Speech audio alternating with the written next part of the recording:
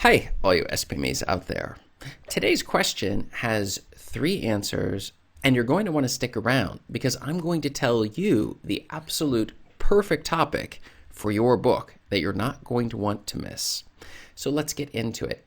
Today's question or problem is, can't find a topic for my book. And this is something that many authors face when you're getting started because usually there's 2 major issues. You have way too many ideas that you're dealing with or too few.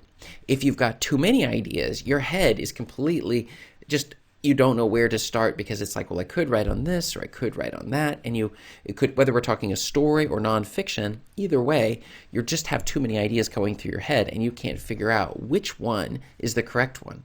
Or even worse, you have no idea what to write about and you're thinking, well, what should I write about? I have no idea what would make money or what I even am good at. There's all sorts of questions that you have, and that leads you to be very frustrated, and ultimately the one thing we don't allow on this channel, which is not publishing, because our goal is to get a book onto the market. So we're going to be answering these questions and more in today's video. This is Chris Baird from selfpublishingmadeeasynow.com. Hit the subscribe button if you'd like for me to make more videos like this one, because that's your way of telling me this is useful to you. So do me just a little bit of a favor and hit subscribe, and check out below in the description and you can grab a copy of my absolutely free self-publishing checklist to make sure that you are not skipping any of the most important steps necessary in your self-publishing journey. So it's got the steps there, and also in terms of how you're going to make as much money as possible off of the books that you are publishing. So let's get into it. Too many topics. Well, when I first got started, I had way too many topics that I wanted to write about. I was thinking, well, I could write about this, goals or sleep or a lot of other exercise. There's a number of topics for which I find very, very interesting, but which one should I choose? And that led to me not really doing anything, which is the one thing we don't want to end up doing. So I wrote books on many different topics, on sleep, goal achievement, these other topics that I was talking about.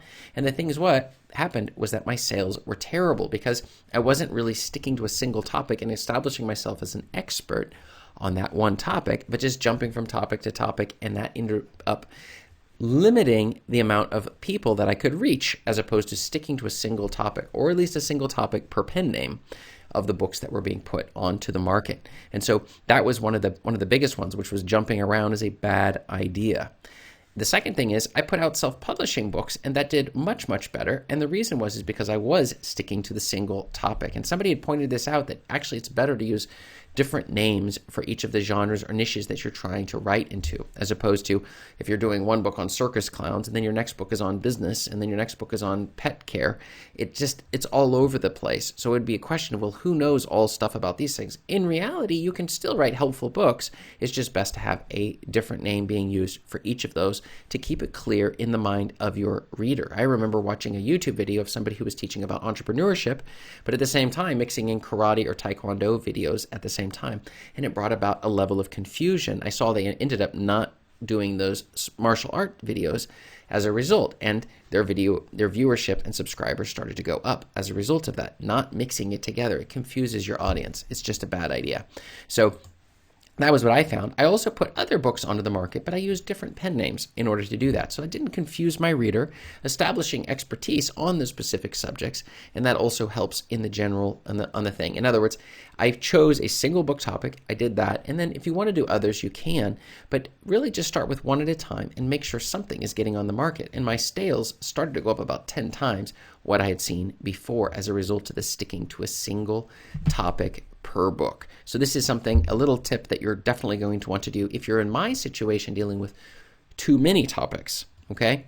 But then the other thing is, can't find a topic for my book. So let's get into the answers for today. The first one is write down a huge list of topics that you're interested in. That is anything that you think is fascinating or interesting. Maybe you're good at it or you're interested in it. You can research it and then figure out from that list which one of those items would be of most interest to write about, or maybe a couple of items. And the second thing is you're going to want to make sure there's a market out there for that topic. That means we want hungry readers who are very eager to buy books on that topic, but very few books available. And currently, there is no better tool than KDSpy to do that. You can check out below in my description for my affiliate link to KDSpy. That is the tool that I use to figure out exactly not just the niche, but also what should the exact words in the title be to make as much money as possible.